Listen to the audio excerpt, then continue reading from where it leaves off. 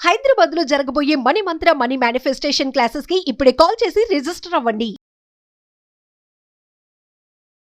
నమస్కారం. విష్ణు పురాణం 4వ రోజు పారాయణలోకి వచ్చామండి. ఈ భాగంలో పృథువు యొక్క గాథని వింటాం. ముందు భాగంలో వేణుడు అనేవాడి కుడి భుజాన్ని మధించి ఆ మథనంలోంచి పృథువు జన్మించాడని, అతని వల్లే భూమికి పృథివీ అనే పేరు వచ్చిందని అనుకున్నాము.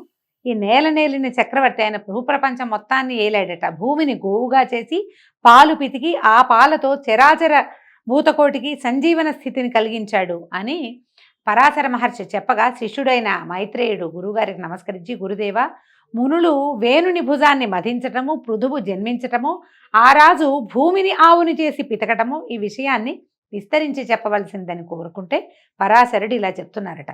అంగుడు మృత్యుపుత్రిక అయిన సునీధను పెండ్లాడి ఆమె ఎందు కనినవాడు వేణుడు. వానికి పట్టం కట్టి భార్యతో సహా తపశ్చర్యకై వనవాసి అయిపోయాడు. ఆ వేణుడు మాతామహ దోషం వల్ల పరిపాలన ధర్మపద్ధతిగా చేయక పాపపు పనులు చేసేవాడు. తాత ముత్తాతల నాటి అగ్రహారాల్లో పన్నులు వసూలు చేస్తూ బ్రాహ్మణుల్ని బాధించటము, న్యాయ పద్ధతికి విరుద్ధంగా ధనార్జన చేస్తూ దానిని దుర్వినియోగం చేయటము, వేదవేత్తలైన విద్వాంసుల జీవితాలకు వేడి కలిగించి రాష్ట్రం నుంచి వెళ్ళగొట్టటము, శుభప్రదమైన ఆస్తిక పద్ధతిని విడిచి పాషండ మతాన్ని అవలంబించటము, జారచోరులను దురాచారాలను ఆదరించి పోషిస్తూ ఉండటము, అసత్యమాడటము, ధర్మ మార్గాన నడిచే వారిని క్రూరంగా శిక్షించి ఏడిపించటము, పనిపట్టి సాధువులను బాధించటం వంటివి నిత్యకృత్యాలుగా ఉండేవాడు. ఆ కాలంలో కూడా ఇలాంటి ఒక దుర్మార్గుడు దౌర్భాగ్యులు ఉన్నారు. అయితే మళ్ళీ బ్రహ్మదేవుని దయ వల్ల మళ్ళా దాన్ని అంతటినీ సరిచేసేవారు. యజ్ఞాలు, వ్రతాలు, నోములు, జపాలు, దేవపూజలు చేయకూడదు. చేసిన వాళ్ళకి మరణదండన అని తన రాష్ట్రమంతా చాటించాడు. ఒకవేళ ఎవరైనా అతనికి బుద్ధి చెప్పడానికి ట్రై చేస్తే, ప్రయత్నం కనుక చేస్తే తనాపర అనే విమర్శ లేక శిక్షించి పుర నుంచి వెళ్ళగొట్టేసేవాడట. ఇలాంటి వేణుని దుష్టపరతకి ఫలితం అనావృష్టి, పాడి పంట ఏక్యమైపోయినాయి. ఏమీ లేవు, పాడి పంటలు లేవు, అనావృష్టి, అసలు వానే లేదు. ప్రజలు అన్నపానీయాలకి అలమటిస్తూ దిక్కులేని వారైపోయారు. ఆ దశలో మునులంతా కలిసి ఆలోచించి వానికి సద్బుద్ధి చెప్పి దారికి తేవాలని సంకల్పించి అతని దగ్గరికి వెళ్ళి పూర్వరాజుల చరిత్రలు చెప్పి, అలాంటి వంశంలో పుట్టిన వాడివి ఇలా చేయక నువ్వు వాళ్ళలాగా ప్రవర్తించకుండా ఇలాంటి ప్రవర్తన చేస్తున్నావేంటి నాయన, ప్రజల్ని కూడుగుడ్డ లేని దుస్థితికి తేకూడదు. తండ్రులు చేసిన మంచి పనులు కనీసం తండ్రులు ఒక రకంగా నిలబెడితే కొడుకులు దాన్ని చెడగొట్టకూడదు. అంత కాకపోతే కొంతైనా మంచి చేయాలని బాగా బతిమలాడారనమాట. మునుల్ని చంపటం, వేదాలను దూషించడం, దేవాలయాలు పడగొట్టించడం, బ్రాహ్మణులను ఏడిపించడం రాజధర్మం కాదు. యజ్ఞాలు చేసే దేవతలు సంతోషిస్తారు, వారి సంతోషం వాన కురిపిస్తుంది, దాంతో భూమి సస్యశ్యామలవుతుంది, ప్రజలు పాడి పంటలతో సుఖజీవనులు అవుతారు. నీ ప్రవృత్తి వల్ల ఈ రకమైన ప్రవృత్తి వల్ల ఏమవుతుంది, దేశం దుర్భిక్షానికి గురవుతుంది, భూతకోటికి దినదిన గండమైపోయింది. మళ్ళీ చెప్తున్నాము, మీ పూర్వుల మార్గాన ప్రవర్తించమని పదే పదే చెప్తే కోపంతో కొరకొరలాడే వేణుడు, మీరు ప్రలాపన ఆపసేయండి, మీ పేలాపన ఎందుకు ఇలా ప్రేలుతున్నారు మీరు అని తిట్టాడట. నాకంటే మిన్నగా చెప్పదగిన వాడు లోకంలో లేడు. విష్ణువు నాకంటే అధికుడని మీరు చెప్తున్నారు, మీకంటే పిచ్చివాళ్ళు ఉంటారా? బ్రహ్మ విష్ణు మహేశ్వర్ల అంశలు ఉన్నవాడు నేను, కాబట్టి ఇంకా యజ్ఞం యాగం చేయక్కర్లేదు, నేనే దేవుణ్ణి అంటున్నాడు అనమాట. పతిసేవ ఇల్లాలికి పరమధర్మం, అలాగే నా ఆజ్ఞ అందరికీ అనుసరణీయం అని అనగానే మునులు శాంతించి నిదానపడి ఏదో చెప్పడానికి ప్రయత్నం చేశారు. కానీ వేణుడు వినలేదు, దేవతానింద పాట పాడుతూనే ఉన్నాడు. వాడి వికృత పద్ధతిని మునులు భరించలేకపోయారట. కరుణాపయోనిధి అయినటువంటి పద్మాక్షుణ్ణి, శ్రీహరిని నిందించేటువంటి ఈ పాపాత్ముణ్ణి తుదముట్టించి ధర్మ సంరక్షణ చేసి ప్రజల్ని కాపాడాలని నిశ్చయించుకుని దర్భలు పట్టుకుని మారణ మంత్రాలు పలుకుతూ ఆ దర్భలని వేణుడి మీద విసిరారట. తీవ్రాగ్ని జ్వాలలు చిమ్ముతూ ఆ దర్భలు నిశిత శరములై వానిని తాకగానే వేణుడు దబ్బున కిందపడి కన్నుమూశాడు. వాని శరీరమును తైలపాకం చేయించి మంత్రులకు అప్పగించి భూపరిపాలన చేస్తూ ఉండండి అని చెప్పారు. ఇక రాజులు లేరు, వాడికి సంతానం లేదు. మంత్రులు ఏమీ అనలేక ఊరుకున్నారు. ఇక జరిగేదేముంది, పరిపాలకుడు రాజు లేడు. దొంగలు మూకలుగా ఊళ్లపై పడి బ్రాహ్మణుల్ని చావగొడుతూ సిరి సంపదల్ని హరింపసాగారు. ఆ బ్రాహ్మణులు కుయ్యో మొర్రో అని ఏడుస్తూ ఉండేవాళ్ళట. అరాచక పద్ధతి, అరాచకం అంటే ఏంటంటే రాజు లేకపోవటం అనమాట. అది వేరే పద్ధతి కాదు. మామూలుగా అరాచకంగా ప్రవర్తించడం, రాజు లేనట్టు ప్రవర్తించడం ఒక పద్ధతి అయితే, అసలు రాజే లేకపోవటం, పైన అజమాయిషీకి ఎవడూ లేకపోతే ఇంకా అధ్వాన్నంగా ఉంటుంది. మునులు బ్రాహ్మణులు చూసి జాలిపడి ఓదార్చి వేణుని యొక్క ఊరు భాగాన్ని మధించారట. ఊరు తొడ భాగాన్ని మధిస్తే ఆ భాగం నుంచి భయంకర వికృతాకారుడు బయలుపడి నన్ను ఏం చేయమన్నారని హుంకరిస్తూ అడిగాడట.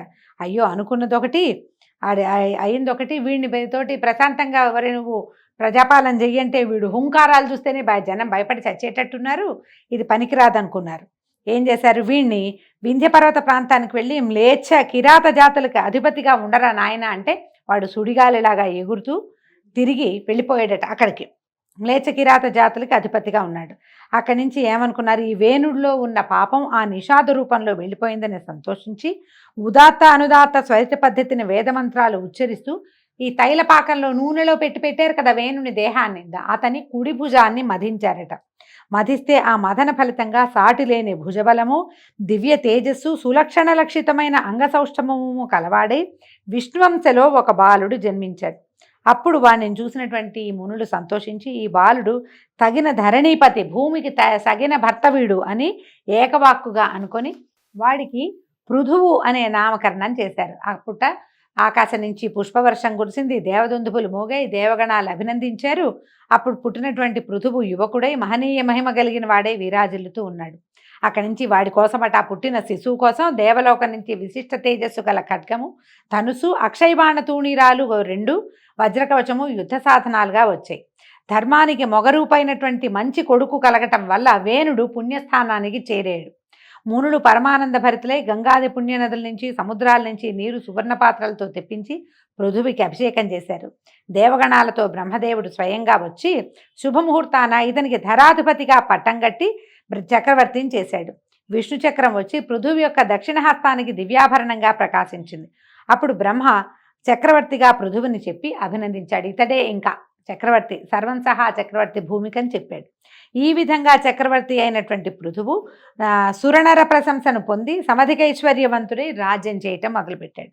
అతడు చేస్తూ పైతామహ యజ్ఞం చేశాడట.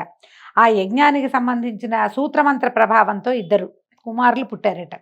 వాళ్ళు పుట్టిన వెంటనే యువకులుగా మారితే ఆ యజ్ఞానికి వచ్చిన వాళ్ళని చూసి వాళ్ళకి సంతోషించి ఆ మునులందరూ ఆనందించి ఒకడు పేరు సూతుడు, రెండోవాడు మాగధుడు, సూతుడు మాగధుడు అని పేర్లు పెట్టి మీరే చక్రవర్తిని స్తుతిస్తూ ఉండమంటే ఈ సూత మాగధులు 2 సమయానుసారంగా పృథు చక్రవర్తిని కీర్తిస్తూ ఉండేవాళ్ళు. అయితే ఈ ప్రజలు ఆకలి దప్పులకు లోనై ఆగలేక చక్రవర్తి వద్దకు వెళ్ళారట. వెళ్ళి మహారాజా, ధర్మ నష్టం, దానివల్ల అనావృష్టి, దాని మూలాన పాడి పంటలు నశించాయి, సస్యములు ఓషధులు జీర్ణాలై చెడిపోయాయి, ఇలా ఆకలి దప్పులకు చిక్కి మేము శల్యాలం అయిపోయాం. మేము అడవులకు పోయి అక్కడ దొరికి కందమూలాలతో కక్కుర్తిపడి ఎట్లాగొట్లా ప్రాణాలు నిలుపుకుంటున్నాను నాయన. అన్నం ధాన్యమూలం, అందరికీ ఆధారం అన్నమే. ఆ అన్నం లేకపోతే ఇంకా బతికెక్కడిది? ఆ అన్నం మాకు సంతృప్తికరంగా లభించే ఉపాయం చూపించి ప్రజారక్షకుడు వర్తిల్లు నాయన, నువ్వు ఇప్పుడు చక్రవర్తి అయ్యావు, మమ్మల్ని రక్షించమంటే అప్పుడు ఈయన ఆలోచించాడట. సస్యనాశం చేసి కరువు కలిగించిన ఆ భూమిని కూడా హతమారుస్తాను. భూమి వల్లే కదా మరి భూమి బిగిసిపోయింది, అందుకని పంటలు పండటం మానేసినాయి అని భావించాడు.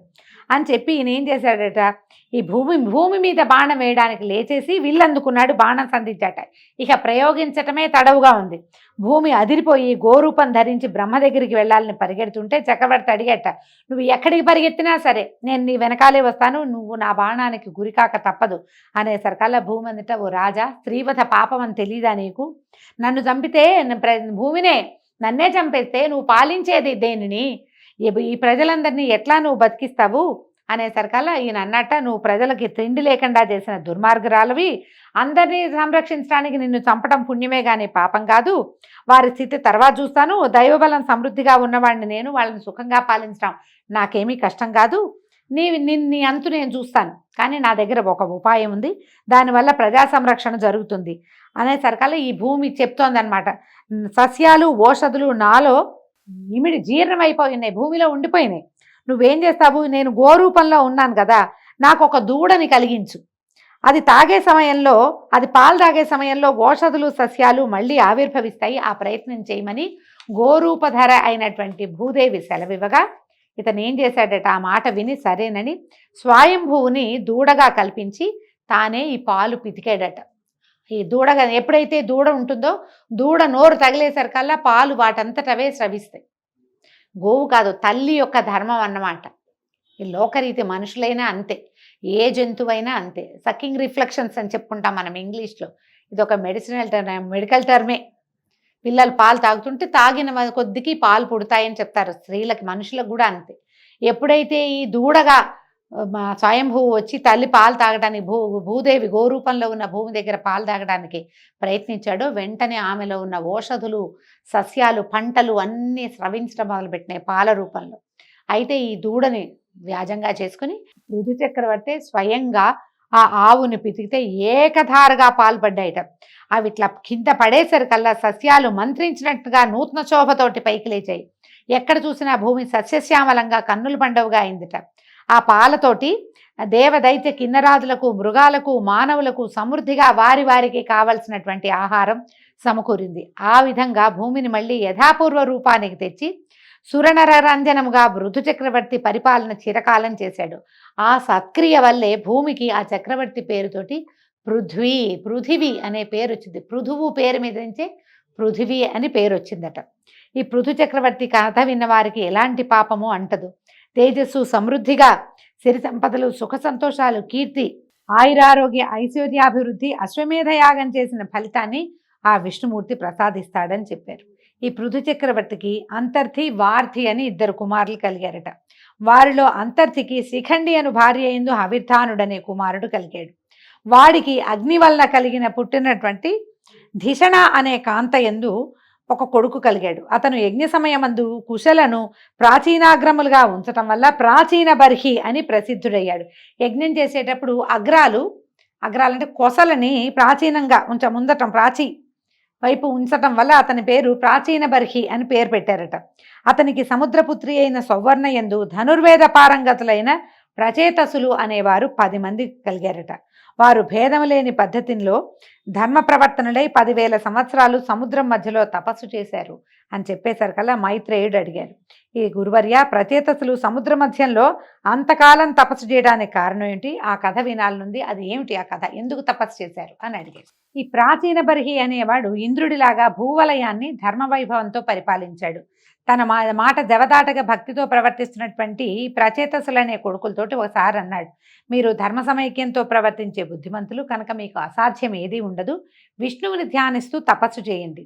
ఆ దేవుని అనుగ్రహం వల్ల భావికాల ప్రజాపతి శక్తి పొంది చరాచరభూత సృష్టి చేయండి అని చెప్పగా వాళ్ళందుకు అంగీకరించి సముద్రం మధ్యంలో ఉండి విష్ణువుని ధ్యానిస్తూ ఎంతో కాలం తపస్సు చేశారు. వాళ్ళకి విష్ణువు ప్రసన్నుడై ప్రత్యక్షమయ్యి, మీ తపస్సుకు మెచ్చాను, వరాలు కోరమంటే కమలా మనోరమణ, జగదేక పవిత్ర చరిత్ర, సరోజనేత్ర, శుభాలోకన, సకల లోకపాలన, మాకు ప్రజాపతి ప్రాభవాన్ని అనుగ్రహించమని పరిపరి విధాలుగా విష్ణువుని కీర్తిస్తూ తమకి కావలసిన వరాన్ని అడిగారు. అప్పుడు ఈయన ఏం చెప్పాడంటే, మీ కుమారుడు దక్షుడనే పేరుతోటి ప్రజాపతి అవుతాడు అని వరమిచ్చి శ్రీపతి అంతర్హితుడయ్యాడు. అలాగా విష్ణువు వల్ల వరం పొంది వాళ్ళు సముద్ర మధ్యం నుంచి బయటకు వచ్చారు. ఇంతకాలం వాళ్ళు తపస్సు చేస్తూ సముద్రంలో ఉండిపోవటం వల్ల దేశం అరాచకమై చెట్లు తెగ పెరిగి భయంకరమైన అరణ్యంగా అయిపోయిందట.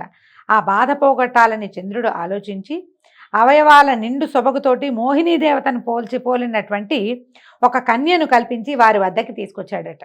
మీరు దేశమందు లేకపోవటం వల్ల వృక్షాలు తెగ పెరిగి ఉండటంలో దోషం లేదు. ఇప్పుడు మీ కోపాగ్నికి చూడండి, ఈ చెట్లన్నీ మాడి మసైపోయినాయి. తపస్సు చేసిన వాళ్ళకి ఇంత దీర్ఘ కోపం ఉండకూడదు. చెట్లు మీకు అనుకూలంగా ఉండటానికి ఇదిగో ఈ కన్య ఈ వృక్షాల నుంచి ఆవిర్భవించి నా కిరణామృతం వల్ల పెరిగింది. ఈమె పేరు మారిష అని చెప్పాడు. ఈమెను గృహిణిగా పరిగ్రహించండి. అప్రమేయ బలుడైన సుతుడు జన్మిస్తాడు. ఆ కొడుకు మీకు నాకు గల తేజస్సు నుంచి భాగం పొంది దక్షుడనే పేరున ప్రజాపతి అవుతాడు. అతని వల్ల ప్రజా సమృద్ధి అవుతుందని సానునయంగా చెప్పగా ప్రచేతసులు అంగీకరించి చంద్రుడిని అడిగారట, ఈమె చెట్ల నుంచి ఎలా పుట్టింది, నీ కిరణ ప్రసారంతో ఎట్లా పెరిగింది వివరించమంటే మారిష యొక్క కథ చెప్తున్నారండి. ఇదొక విచిత్రమైన వృత్తాంతంగా కనపడుతుంది. ఒకప్పుడు కందుడనే ముని గోమతి తీరంలో అసాధారణమైన తపస్సు చేస్తుండగా ఇంద్రుడు భయపడి అతని తపస్సు చెడగొట్టాలని ప్రమ్లోచన అనే అప్సరసని రప్పించి గోమతి తీరాన తపస్సు చేస్తున్న కందుని నీ అందచందాలతోటి వశపరుచుకుని తపస్సు చెడగొట్టమని తగిన చెలికత్తెలతో వెళ్ళమని నియమించాడట. ఆ అప్సరస చెలికత్తెల్ని కొంతమందిని వెంబడబెట్టుకుని ఈ కందుడి ఆశ్రమానికి వెళ్ళింది. ముని తపశ్చర్యను చూసి ఎదురుగా వెళ్ళడానికి భయపడి పక్కనున్న పొదరిళ్లలో ఆటలాడుతూ పాటలు పాడుతూ అతనికి కనిపించకుండా విహరించేదట. అయితే ఆ సమయంలో చల్లని మలయవాయువు అప్సరసకు తోడయి ఆమె యొక్క శరీరం మీద నుంచి వచ్చే సుగంధం వల్ల ఈ మునికి మైమరుపు కలిగించేదట. అప్పుడు పూచిన పువ్వులు తెచ్చి ముని దగ్గర వంగి ఉంచేదట. అక్కడ దగ్గర పెట్టేది, ఆయన దగ్గరికి వచ్చి వీణ మీటుతూ చక్కటి కీర్తనలు పాడేది. అప్పుడప్పుడు చేతులు తగిలేలాగా తను బట్టలు తగిలేలాగా నమస్కారాలు చేసి చిరునవ్వుతో చూసేది. ఈ క్రమంగా ఈ విలాసాలకి వికారాలకి ముని తపోదీక్షకి స్వస్తి చెప్పి ఈమెతో సంసారానికి ఒడంబడ్డాడు. ఆయన ఒకనాడు ఏమన్నాడు, సరే నువ్వు నా మనసు దొంగిలించావు, నిన్ను నా కౌగిల్లో బంధించాలని భావిస్తున్నాను అనేసరికల్లా ఈమె ఏమంది, స్వామి నువ్వు మునివి, నీ మాట ఎందుకు కాదంటాను, నువ్వు ఏది కావాలంటే అది, నువ్వు ఎలా కావాలంటే అలా, నీ దగ్గర ఉండమంటే నేను ఉంటానని అతనితోటి ఉండిపోయిందట. ఎంతో కాలం వాళ్ళిద్దరూ ఇలా ఆయన ఇంకా ఈ స్త్రీ సాంగత్యంతో తపశ్చర్యకి స్వస్తి చెప్పేశాడు. ఈ దేవవేసి అయినటువంటి ప్రమ్లోచనతోటి హాయిగా ఉండేవాడట. ఇలా కొంతకాలం అయిన తర్వాత ఆమె చెప్పింది, ఏమిటి అయ్యా, నేను అప్సరసని దేవవేశ్యని, ఇక్కడికి వచ్చి చాలా కాలం అయింది, చాలాళ్ళు నీ తపస్సు పాడు చేశాను, నాకు సెలవు ఇవ్వు, నేను వెళ్ళిపోతాను అనేసరికల్లా నేను ఇంకా ఇంతకాలం ఇక్కడే ఉండిపోయానంటే ఇంద్రుడు ఆగ్రహిస్తాడు, నన్ను వదిలిపెట్టేయమంది అనేసరికల్లా ఆయనకి కందముడికి చాలా కోపం వచ్చిందట.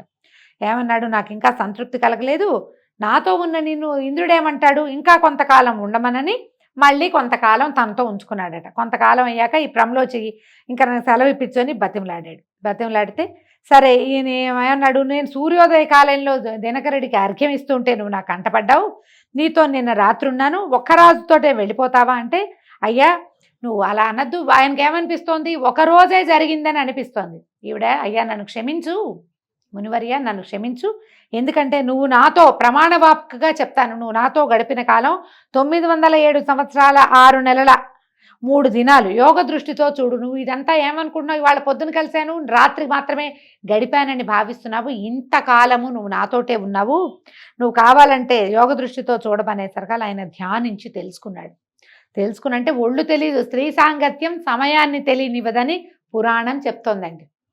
అయితే ఈయనకి కోపం వచ్చేసింది. అదంతా తెలుసుకునేసరికల్లా, నా తపస్సంతా పాడు చేసేవు, ఇంద్రుడు కపటోపాయం చేశాడు, అయినా తప్పు నీది, అయినా ఇంతకాలం నన్ను అలరించావు కాబట్టి నేను క్షమించాను, ఇక నా ఎదురుగుండా ఉండద్దు, ఇంకెప్పుడు నా దగ్గరికి రావద్దు, మళ్ళీ ఇంకోసారి నా తపస్సు పాడు చేయడానికి రావద్దు, నేను కళ్ళు మూసుకుంటాను, నువ్వు వెళ్ళిపోమన్నాడు అని గర్జించాడట సింహంలాగా. చిత్తం ఇక సెలవని ప్రమ్లోచి రివ్వున ఎగిరిపోయిందట. అయితే ఆ ఎగరటంలో ఆమె గర్భంలో ఉన్నటువంటి ముని యొక్క వీర్యము చెమటగా ఆమె అవయవాల నుంచి కిందకి కారిపోయిందట. ఈమె ఏం చేసిందట, అక్కడ ఉన్న చెట్ల చిగురాకులతో చెమటని, ఒంటి మీద ఉన్న చెమటని తుడుచుకుని వెళ్ళిపోయింది. కందముని అక్కడి నుంచి వెళ్ళిపోయి పురుషోత్తమ తీర్థానికి వెళ్ళి ఈ అప్సరసతోటి గడిపిన అధర్మ ప్రవర్తన పాపం పోవటానికి బ్రహ్మసూత్ర స్తోత్రంతో మహావిష్ణువుని ప్రార్థిస్తూ తపస్సు చేసుకుంటున్నాడు ఆయన దారిని ఆయన. అయితే చెట్ల చిగురాకులలో కలిసినటువంటి ఆ ముని తేజస్సు నా కిరణాల నుంచి స్రవించే అమృతం చేత ఈ లతాంగి, ఈ అమ్మాయి రూపొందింది. ఆ మహాముని తేజస్సు, దివ్యకాంత యొక్క గర్భరూపము, వాయువు చేత చెట్ల ఆకులలో పడటము, నా కిరణామృత దోహదము, ఈ విధంగా పుట్టినటువంటి ఈ మారిషకు సాటి కాగలిగిన స్త్రీయే లేదు. ఇంత అపురూపమైన సంగమం వల్ల ఈ బాలిక జన్మించింది నాయన. ఏ కర్తవ్యం మీరు దీన్ని పరిగ్రహించండి. దీని పూర్వజన్మ వృత్తాంతం చెప్తాను వినండి. ఇది ముందు జన్మలో ఒక రాజపత్నిగా ఉండేది. అనతి కాలంలోనే వితంతువైపోయి ఏ సుఖము కోరక శ్రీహరి భక్తురాలైంది నాయన. విష్ణువు ప్రత్యక్షమయ్యి, లలనా ఏమి నీ కోరికంటే, బాల్యం నందే వితంతువయ్యాను, మరి కామోపభాగం లేకుండా నేను మరణిస్తున్నాను కాబట్టి ఆ తృష్ణ తీరేలాగా నాకు భర్తలు ఎక్కువగా నా వారు కావాలి, నేను అయోనిజనై ఉండి వారితో సుఖించి ప్రజాపతి అయ్యే కొడుకుకి కన్నతల్లినవ్వాలని కోరుకుంది. హరి తథాస్తు అని అంతర్హితుడయ్యాడు. అదే ఈ మారిషగా రూపొందింది. మనకి ద్రౌపదీదేవికి 5 భర్తలు ప్రపంచంలో ఎవరైనా ఉన్నారా అని అడిగితే ఈ మారిష వృత్తాంతం మహాభారతంలో చెప్పబడుతుంది. మారిషకి 10 మంది భర్తలట. అయితే మీరు దీన్ని పరిగ్రహించండి అయ్యా, ఇదే ఆ మారిష. విష్ణువు యొక్క వరం వల్ల ఈమె అయోనిజగా, స్త్రీ గర్భం నుంచి వచ్చిన వీర్యము ఇలా ఈ రకంగా రూపొందింది. అపురూపమైన కలయిక వల్ల జన్మించింది ఈమె అయోనిజ, ఈమెను స్వీకరించండి అని చెప్పాడు. అప్పుడు ఇప్పుడు ఈ మహానుభావుడైనటువంటి ప్రజాపతి అయ్యే కుమారుడు కలుగుతాడు. ఇది మహావిష్ణువు యొక్క అనుగ్రహము. వాడు అనేక వంశాలకి వంశకర్త అవుతాడు అని చెప్పి చంద్రుడు నచ్చజెప్పి మారిషను ప్రచేతసుల గృహిణిగా పాణిగ్రహణం చేయించాడండి.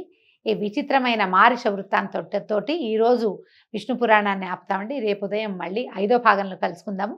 నమస్కారం.